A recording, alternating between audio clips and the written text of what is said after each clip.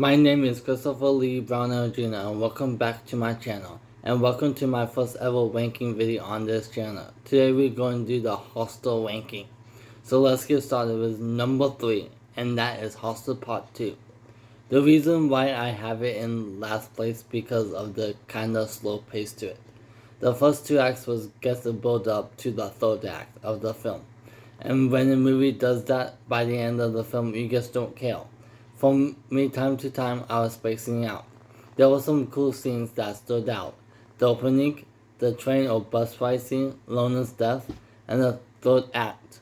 Rest of it was a little boring, and the opera sounding score didn't help with the pacing of the movie.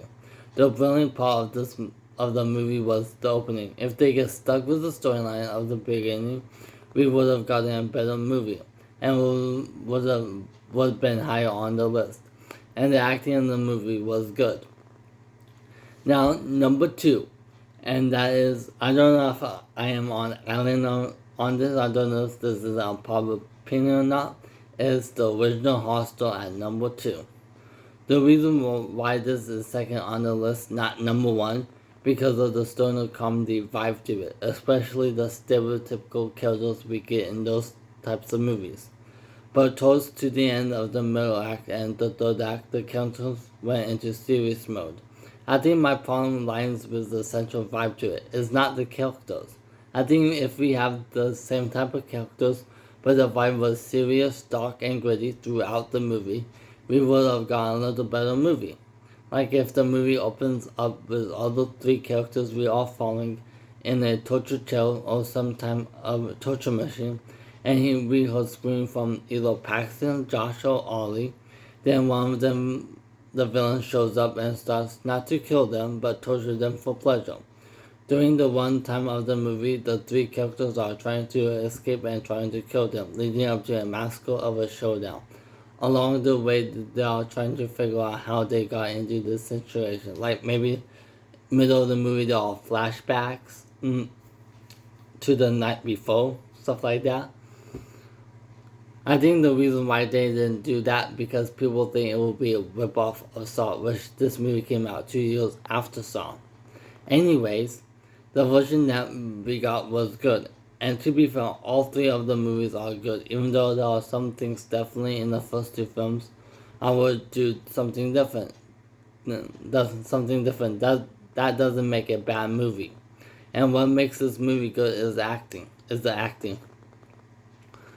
Out of all the 3 films, this has the best acting. And none of the acting in this franchise is bad at all. All of the acting in the franchise is serviceable, but it's not distracting at all. But if I had to choose from out of all the 3 films, I would go with this film. And that leads up to number 1, and it's no surprise, it's Hostel Part 3.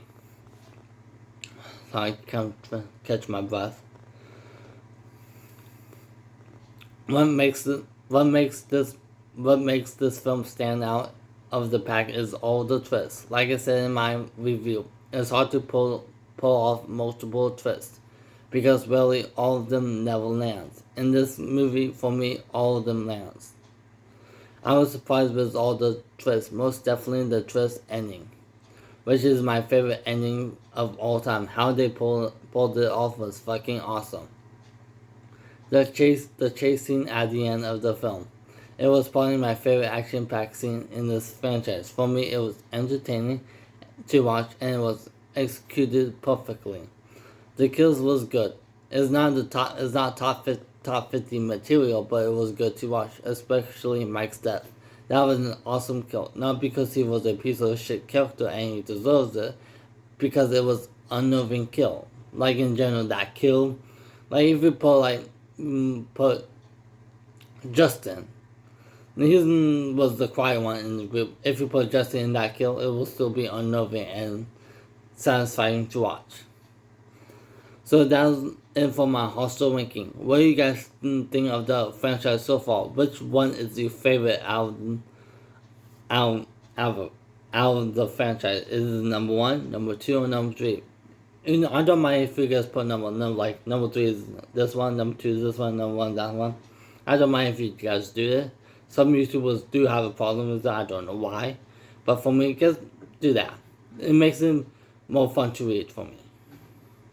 And like I don't have to like read tons of comments. Like if this gets tons of views, I don't have to scroll through and read every single and tell them why. Like now you're not a YouTube reviewer, so guess what? I will understand.